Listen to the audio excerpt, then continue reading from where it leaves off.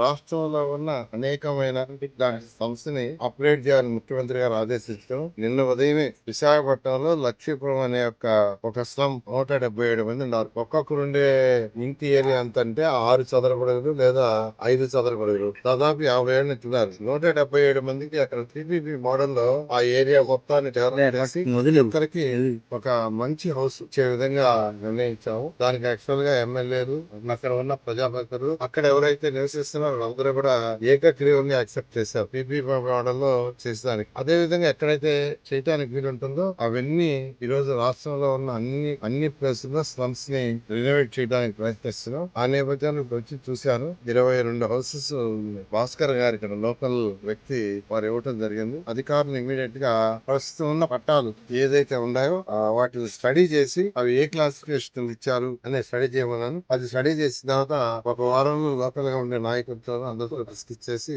దాని మీద ముందుకు తీసుకుపోవడం జరుగుతుంది.